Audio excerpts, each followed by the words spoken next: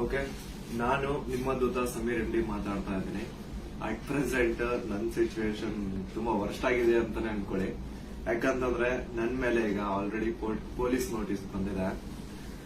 ಸುಮಾರು 10:45ಗೆ ಪೊಲೀಸ್ ಅವ್ರು ಬಂದು ನೋಟಿಸ್ ಕೊಟ್ಟು ಹೋಗಿದಾರೆ. ನನ್ಗೇನ್ ಭಯ ಇಲ್ಲ ಗುರು, ಕಾನೂನು ಪರವಾಗಿ ನನ್ಗೇನ್ ಈಗ ಜಸ್ಟ್ ಒಂದು ಫ್ಯೂ ಅವರ್ಸ್ ಬ್ಯಾಕ್ ಬಂದು ಕೊಟ್ಟು ಹೋಗಿದಾರೆ. ಅಂಡ್ ನನ್ಗೇನ್ ಭಯ ಇಲ್ಲ. ನನ್ನ ಹತ್ರ ಎಲ್ಲಾ ಸಾಕ್ಷಿ ಇದೆ. ನಾನು ಏನ್ ವಿಡಿಯೋ ಮಾಡಿದೀನಿ, ಯಾವ್ಯಾವ ಕೇಸ್ ಬಗ್ಗೆ ಎಲ್ಲ ಮಾತಾಡಿದೀನಿ, ಪ್ರತಿಯೊಂದಕ್ಕೂ ನನ್ನ ಹತ್ರ ಸಾಕ್ಷಿ ಇದೆ. ನಾನು ವಿಡಿಯೋದಲ್ಲಂತವನ್ನು ಅಷ್ಟು ಕ್ಲಿಯರ್ ಆಗಿ ತೋರ್ಸಕ್ಕಾಗಿಲ್ಲ.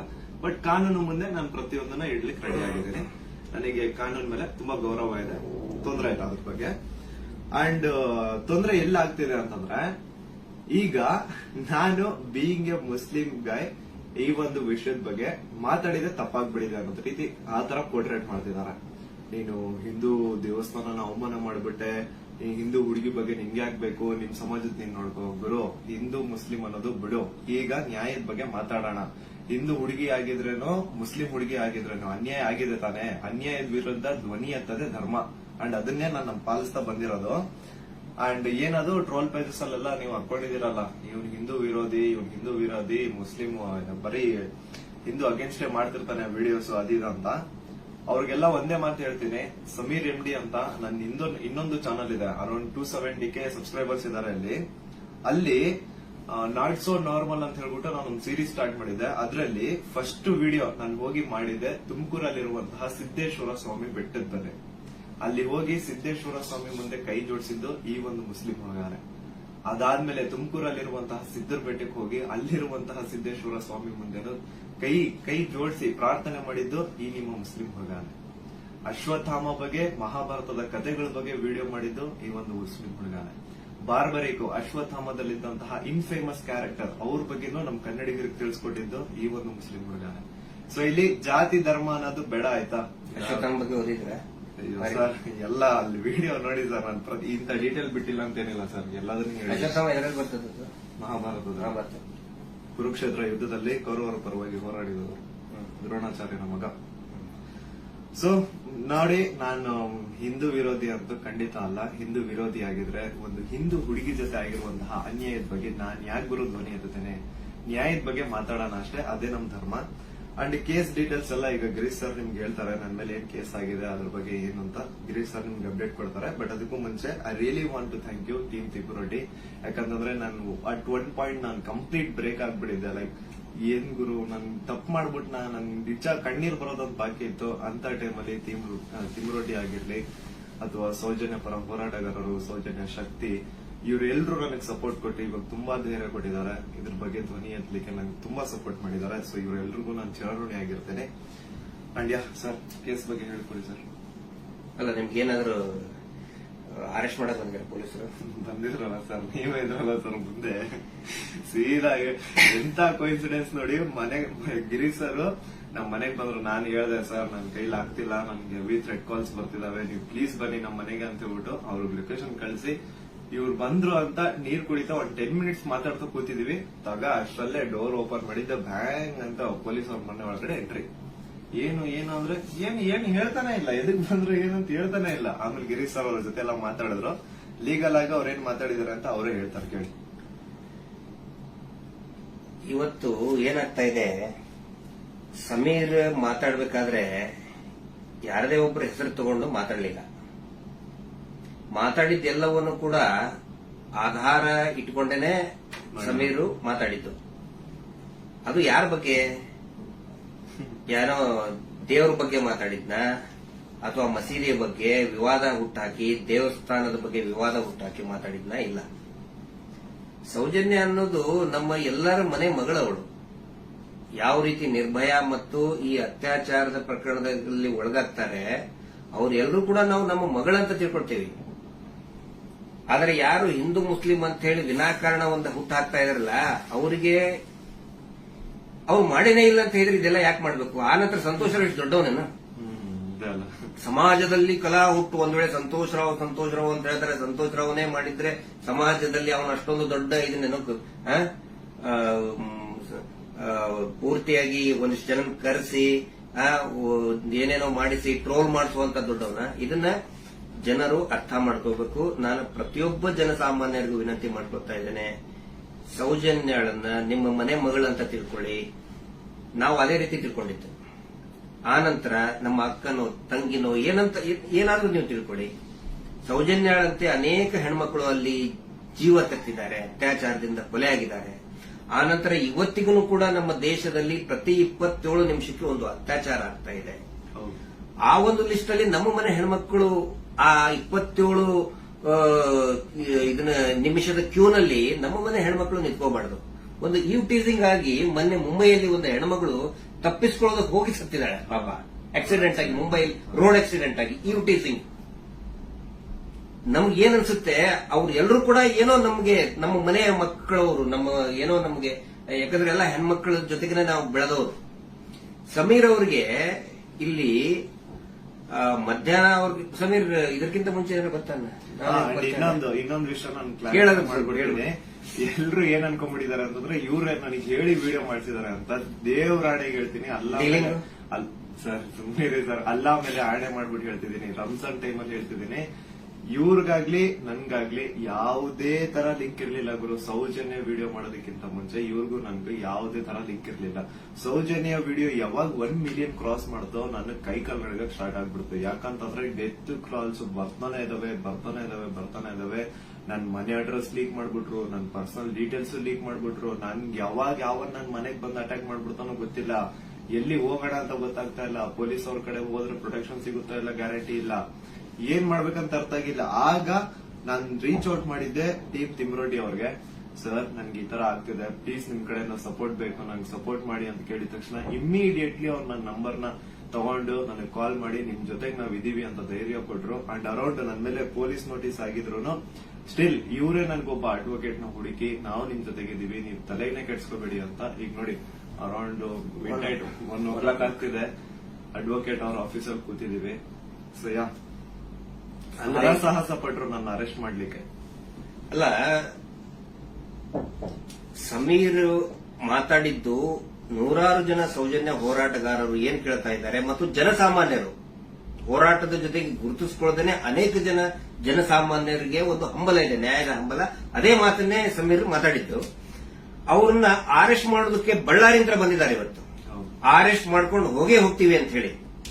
ಆದ್ರೆ ನಾವು ಕನ್ವಿನ್ಸ್ ಮಾಡಿದ್ವಿ ಬಳ್ಳಾರಿಯ ಎಸ್ಪಿ ಅವರಿಗೆ ಮತ್ತು ಬಳ್ಳಾರಿಯ ಕೌಲ್ ಬಜಾರ್ ಠಾಣಾಧಿಕಾರಿಗಳಿಗೆ, ಆನಂತರ ಬೆಂಗಳೂರು ಗ್ರಾಮಾಂತರ ಎಸ್ಪಿ ಸಾಹೇಬರಿಗೆ ಮತ್ತು ಇಲ್ಲಿಯಂತ ಸ್ಥಳೀಯ ಪೊಲೀಸ್ ಅಧಿಕಾರಿಗಳಿಗೆ, ಬೆಂಗಳೂರು ಶಹರದ ಯಾವುದು ಅವಲಹಳ್ಳಿಯ ಅಧಿಕಾರಿಗಳಿಗೆ ನಾವು ಕನ್ವಿನ್ಸ್ ಮಾಡಿ ಹೇಳಿದ್ವಿ. ಆಮೇಲೆ ಅವರು ಕನ್ವಿನ್ಸ್ ಆಗಿದ್ದಾರೆ. ಹಿಂಗಾಗಿ ನಾವು ಅವರಿಗೆ ಧನ್ಯವಾದಗಳನ್ನು ಕೂಡ ಹೇಳ್ತೇವೆ. ಯಾಕಂದ್ರೆ ನಾವು ಕರೆಕ್ಟ್ ಆಗಿ ಎಕ್ಸ್ಪ್ಲೇನ್ ಮಾಡಿದೀವಿ.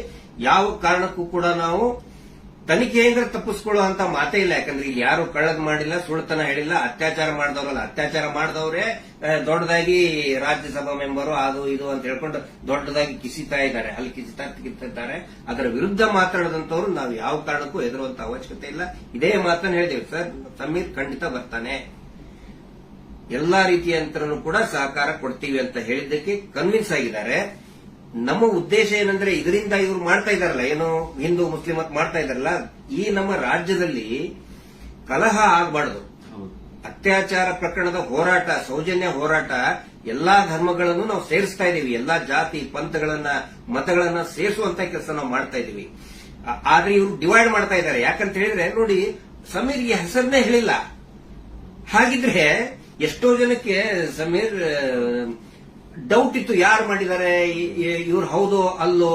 ಈ ಧರ್ಮೋದ್ಯಮಿಗಳು ಕುಟುಂಬ, ದೊಡ್ಡ ಪ್ರಭಾವಿಗಳ ಕುಟುಂಬ, ಅವ್ರ ಬಗ್ಗೆ ಗೌರವ ಇತ್ತು. ಇವತ್ತು ಯಾವಾಗ ನಿಮ್ಮ ವಿರುದ್ಧ ಇಡೀ ಪೂರ್ತಿಯಾಗಿ ಇವರು ಕೆಟ್ಟದಾಗಿ ಕೆಲವು ಜನ ಟ್ರೋಲ್ ಮಾಡಕ್ ಸ್ಟಾರ್ಟ್ ಮಾಡಿದ್ರು, ಎಲ್ಲರಿಗೂ ಕನ್ಫರ್ಮ್ ಆಯ್ತು ಇವರೇ ಮಾಡಿದ್ದು, ನಾವೇ ಮಾಡಿದೀವಿ ಅಂತ ಅವರೇ ಬಟ್ಟೆ ಬಿಚ್ಕೊಳ್ತಾ ಇದ್ದಾರೆ.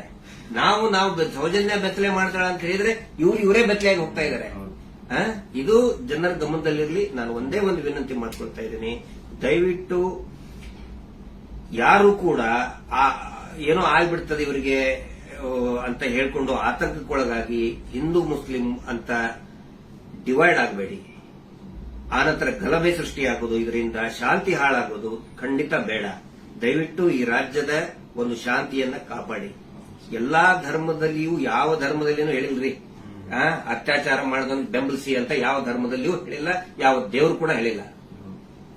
ಆನಂತರ ಇವರು ದೇವಸ್ಥಾನದ ಬಗ್ಗೆ ಮಾತಾಡಿದ್ದು ದಟ್ ಇಸ್ ದ ಫ್ಯಾಕ್ಟ್. ಅದು ದೇವಸ್ಥಾನದ್ದು ಜೈನ್ ಟೆಂಪಲ್ ಬಗ್ಗೆ ಅಂತ ಏನ್ ಹೇಳ್ತಾರಲ್ಲ, ದಟ್ ಇಸ್ ದ ಫ್ಯಾಕ್ಟ್. ಅದನ್ನ ಸಮೀರ್ ಹೇಳ್ತಾ ಇಲ್ಲ, ಅಥವಾ ನಾವು ಹೇಳ್ತಾ ಇಲ್ಲ, ಮಹೇಶ್ ಶೆಟ್ಟಿ ತಿಮ್ಮರುಡಿ ಅವರು ಬರೆದುಕೊಟ್ಟಿದ್ದು ಹೇಳ್ತಾ ಇಲ್ಲ.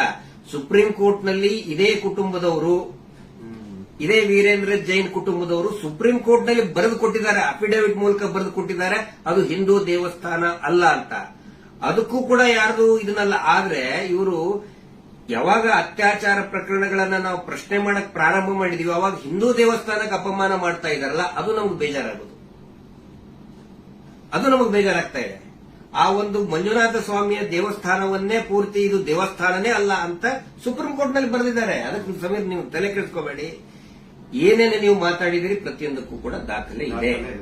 ಯಾವುದು ಕೂಡ ಊಹಾಪೋಹ ಮಾಡ್ಕೊಂಡಂತದ್ದಲ್ಲ. ನನಗೂ ಕೂಡ ಸಮೀರ್ ಯಾವ ರೀತಿ ನನ್ನ ಮಹೇಶ್ ಶೆಟ್ಟಿ ತಿಮ್ಮರುಡಿ ಅವರಿಗೆ ಸೌಜನ್ಯ ಪರಿಚಯ ಮಾಡಿದ್ಲು, ಯಾವ ರೀತಿ ನನ್ನ ಸೌಜನ್ಯ ಕುಟುಂಬಕ್ಕೆ ಪರಿಚಯ ಮಾಡಿದ್ಲು, ಈ ಒಂದು ಹೋರಾಟ ನಮ್ಮೆಲ್ಲರನ್ನು ಕೂಡ ಒಗ್ಗೂಡಿಸ್ತಾ ಇದೆ. ಎಲ್ಲಾ ಧರ್ಮಗಳನ್ನು ಕೂಡ ಒಂದು ಮಾಡ್ತಾ ಇದೆ, ಎಲ್ಲಾ ಧರ್ಮದ ಜನಸಾಮಾನ್ಯರನ್ನ ಒಂದು ಮಾಡ್ತಾ ಇದೆ. ಬಹಳ ಖುಷಿಯಾಗಿದ್ದು ನನಗೆ. ಇಡೀ ರಾಜ್ಯದ ಜನ ಬಹುಶಃ ಈ ಒಂದು ಏನಂತಾರೆ ಅದಕ್ಕೆ ಸುನಾಮಿ ರೀತಿ ಒಳಗಡೆ. And especially very thanks to all troll pages. ನಮ್ಮನ್ನ ಕೆಟ್ಟದಾಗ ಟ್ರೋಲ್ ಮಾಡೋರು ಒಂದು 5% ಇರ್ಬೋದಷ್ಟೇ, ಆದ್ರೆ 95% ಎಲ್ಲಾ ಇನ್ಸ್ಟಾಗ್ರಾಮ್ ಅಲ್ಲಿ ಇರುವಂತಹ ಟ್ರೋಲ್ ಪೇಜಸ್ ನಮ್ ಸಪೋರ್ಟ್ ಇದ್ದಾರೆ. ಅವರಿಂದನೇ ಈ ಒಂದು ಕೇಸ್ ಇಷ್ಟೊಂದು ಮುಂದೆ ಜನರ ಮುಂದೆ ಬರ್ತಾ ಇರೋದು. So hats off to you ಎಲ್ಲಾ ಟ್ರೋಲ್ ಪೇಜಸ್ ಅವ್ರಿಗೂ ನನ್ನ ಕಡೆ ಅಂತ ಒಂದು ದೊಡ್ಡ ನಮಸ್ಕಾರ ಅನ್ಕೊಂಬಿಡಿ. ನಿಮ್ಮಿಂದಾನೇ ಈ ಒಂದು ಕೇಸ್ಗೆ ಇಷ್ಟೊಂದು ಪಬ್ಲಿಕ್ ಅಟೆನ್ಷನ್ ಸಿಕ್ಕಿರೋದು.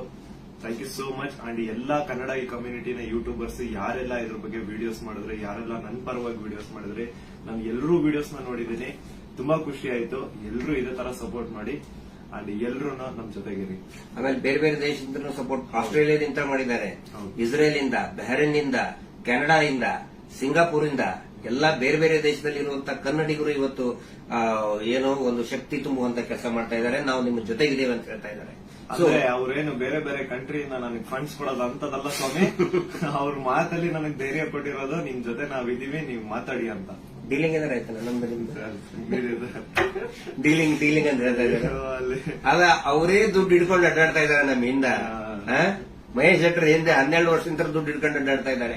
ಕೇರ್ ಮಾಡ್ತಾ ಇಲ್ಲ. ನನ್ನ ಹಿಂದೆ 1.5 ವರ್ಷ ಆಯ್ತು ಅದನ್ನ ಮಾಡ್ತೇವೆ ಇದನ್ನ ಮಾಡ್ತೇವೆ ಅಂತ ಹೇಳ್ಕೊಂಡು ಯಾರು ಕೇರ್ ಮಾಡಿಲ್ಲ. ದಯವಿಟ್ಟು ನೋಡಿ, ನನ್ನನ್ನ ಏನಾದ್ರು ಪೊಲೀಸ್ ಅವ್ರು ಅರೆಸ್ಟ್ ಮಾಡ್ಕೊಂಡು ಹೋಗಿದ್ರೆ ಲಾಯರಿಗೆ ಕೊಡೋ ಫೀಸ್ ಕೊಡೋಕ್ ದುಡ್ಡು ಸಹ ನಮ್ಮ ಹತ್ರ ಇಲ್ಲಪ್ಪ. ಯಾರೇ ಸೌಜನ್ಯ ಪರವಾಗಿ ಮಾತಾಡ್ತಾರೆ, ಅವ್ರಿಗೆ ಏನೇ ಆದ್ರೂ ಕೂಡ ಅದು ನಮ್ಮ ಜವಾಬ್ದಾರಿ. ಮಹೇಶ್ ಶೆಟ್ಟಿ ತಿಮ್ಮರುಡಿ ಅವರು ಇವತ್ತಿಗೂ ಬಹುಶಃ ಇನ್ನೂ ಅವ್ರು ಮಲಗಿರ್ಲಿಕ್ಕಿಲ್ಲ. ನಾವು ಮೊನ್ನೆ ಎಲ್ಲರನ್ನೂ ಮಲಗಿಸೇ ಮಲಗೋದವರು. ನಮ್ಮ ಜವಾಬ್ದಾರಿ. ಆನಂತರ ನಮ್ಮೆಲ್ಲರನ್ನು ಕೂಡ ಆ ದೇವಿ ಸೌಜನ್ಯ ಶಕ್ತಿ ಅನ್ನೋದು ಕಾಯ್ತಾ ಇದೆ. ಆ ಒಂದು ಆಲ್ ಮೈಟಿ ಒಂದು ದೇವರು ಏನಿದ್ದಾನೆ ನಮ್ಮೆಲ್ಲರನ್ನು ಕೂಡ ಕಾಯ್ತಾ ಇದ್ದಾನೆ. ಆ ದೇವರೇ ನಮ್ಮೆಲ್ಲರನ್ನು ಕೂಡ ಒಂದ್ ಮಾಡ್ತಾ ಇದ್ದಾನೆ. ಇದು ಜನಸಾಮಾನ್ಯನ ಹೋರಾಟ. It is a fight of common man. ಯಾವಾಗ ನಾವು ಜನಸಾಮಾನ್ಯರು ಒಂದಾಗ್ತೀವಿ, ರಿಸಲ್ಟ್ ಬಂದೇ ಬರ್ತದೆ. ಪ್ರತಿಯೊಬ್ರು ಹೇಳ್ತಾ ಇದ್ದಾರೆ ನನಗೆ, ಪ್ರತಿಯೊಬ್ರು ಸರ್ ರಿಸಲ್ಟ್ ಬಂದೇ ಬರ್ತದೆ, ಇದು ಅಂತ್ಯ ಆಗ್ತಾ ಇದೆ ಅಂತೇಳಿ ಪ್ರತಿಯೊಬ್ರು ಹೇಳ್ತಾ ಇದ್ದಾರೆ. ಮಂಜುನಾಥ ಸ್ವಾಮಿನ ಕಣ್ ಬಿಟ್ಟಿದ್ದಾರೆ. ರಿಯಲ್ ಆರೋಪಿ ಯಾರು ಅಂತ ಅವರು ಹೊರ ಹಾಕ್ತಾರೆ. ಅವರೇ ಎಲ್ಲ ತಂದು ಇಡ್ತಾರೆ ಮುಂದೆ. ಸ್ವಲ್ಪ ತಾಳ್ಮೆ ಇರ್ಬೇಕಷ್ಟೇ. ಅದು ಅದರದ್ದು ರೂಪ ಪಡ್ಕೊಳ್ತದೆ. ಆನಂತರ ಇಲ್ಲಿ ಸಮೀರ್ ಅವ್ರ ಜೊತೆಗೆ ಅವರ ತಾಯಿ ಮತ್ತು ಅವರ ಅಕ್ಕ ನೋಡಿ, ನನ್ನ ತಾಯಿಗೂ ಕೂಡ ನನ್ನ ಬಗ್ಗೆ ಒಂದು ಎಷ್ಟೋ ಕಾಳಜಿ ಇರ್ತದೆ. ಅವರು ಇತ್ತ ಏನಾದ್ರು ಆದ್ರೆ ಫೋನ್ ಮಾಡಿ ಹೇಳ್ತಾ ಇರ್ತಕ್ಕಂಥ ತಾಯಿ. ನಾನಿವತ್ತು ಅವ್ರ ಮನೆಗೆ ಹೋಗಿ ನೋಡಿದ್ದು, ಪಾಪ ಅವರ ಅಕ್ಕ ಎಷ್ಟು ಭಯಾನಕ ಒಂದು ಇದರಲ್ಲಿ ಇದಾರೆ ಅಂತ ಹೇಳಿದ್ರೆ, ಅವ್ರ ತಾಯಿ ಅಳ್ತಾ ಇದ್ದಾರೆ. ನನ್ನ ಮಗ ಏನ್ ತಪ್ಪು ಮಾಡಿದ ಸರ್, ಒಂದು ಮಗುಗೆ ನ್ಯಾಯ ಕೇಳಿದ ನನ್ನ ಮಗ, ಹಿಂಗಾಗಿ ನಮ್ಮನ್ನ ಏನೇನೋ ಕೆಟ್ಟದಾಗಿ ಬೈತಾ ಇದ್ದಾರೆ, ಏನ್ ತಪ್ಪು ಮಾಡಿದ ಅಂತ ಒಬ್ಬ ತಾಯಿ ಕೇಳ್ತಾ ಇದ್ದಾಳೆ. ಅದಕ್ಕೆ ನಾನು ಅವ್ರಿಗೆ ಎಕ್ಸಾಂಪಲ್, ನನ್ನ ಪೊಲೀಸರು ಆ 24 ವರ್ಷದ ಹಿಂದೆ ಅರೆಸ್ಟ್ ಮಾಡಿಕೊಂಡು ನನ್ನ ಮನೆಗೆ ಬಂದಾಗಿಂದು ಉದಾಹರಣೆ ಕೊಟ್ಟೆ. ಅವಾಗ ಸಾವಿರಾರು ಲಕ್ಷಾಂತರ ಜನ ನಮ್ಮ ಬೆಂಬಲಕ್ಕೆ ನಿಂತ್ಕೊಂಡ್ರು. ಯಾವಾಗ ಜನಸಾಮಾನ್ಯರು ಬೆಂಬಲಕ್ಕೆ ನಿಂತ್ಕೊಳ್ತಾರೆ, ನಾವು ಹೆದರುವಂತ ಅವಶ್ಯಕತೆನೇ ಇಲ್ಲ. ಸಾವು ಯಾವಾಗಾದ್ರೂ ಬರ್ತದ್ರಿ, ಯಾವಾಗಾದ್ರೂ ಬರ್ತದೆ. ನಾವು ಇರುವಾಗ 4 ಜನ ಮೆಚ್ಚುವಂತ ಕೆಲಸ ಮಾಡಬೇಕು, ನ್ಯಾಯದ ಪರವಾಗಿರಬೇಕು. ಅದೇ ಈ ಹೋರಾಟ. ಹಿಂಗಾಗಿ ದಯವಿಟ್ಟು ಒಂದೇ ಒಂದು ಹೇಳೋದು, ಶಾಂತಿಯನ್ನ ಕದಡಬೇಡಿ, ಡಿವೈಡ್ ಆಗಬೇಡಿ, ಇಬ್ಬಾಗ ಆಗಬೇಡಿ, ತುಂಡು ತುಂಡಾಗಬೇಡಿ. ಇವರಿಂದ ಇಡೀ ರಾಜ್ಯನೇ ತುಂಡು ತುಂಡಾಗ್ತಾ ಇದೆ. ಇವರು ಮಾಡುವಂತ ಮೀಟರ್ ಬಡ್ಡಿ ದಂಧೆಯಿಂದ ಇಡೀ ಊರೇ ತುಂಡು ತುಂಡಾಗ್ತಾ ಇದೆ. ಗಂಡ ಹೆಂಡತಿ ನಡುವೆ ಜಗಳ, ಅಕ್ಕ ತಂಗಿ ನಡುವೆ ಜಗಳ, ನೆರೆಹೊರೆಯವರ ನಡುವೆ ಜಗಳ, ಒಂದು ಓಣಿಂತ್ರ ಇನ್ನೊಂದು ಓಣಿಗೆ ಜಗಳ, ಒಂದು ಜಾತಿಯಿಂದ ಇನ್ನೊಂದು ಜಾತಿಗೆ ಜಗಳ ಹಚ್ಚಿ, ಈಗ ಹಿಂದೂ ಮುಸಲ್ಮಾನ್ ಜಗಳ ಹಚ್ಚಿ ಇವರು ಈಗ ಸೇಫ್ ಆಗಕ್ ನೋಡ್ತಾ ಇದ್ದಾರೆ. ಅದು ಆಗಲ್ಲ. ಇವತ್ತೇನು ನಾವು ಒಂದೇ ಒಂದು ಹೇಳೋದು, ಏನೇ ಕೇಸ್ ಆದ್ರೂ ಕೂಡ ಇವನ ಮೇಲೆ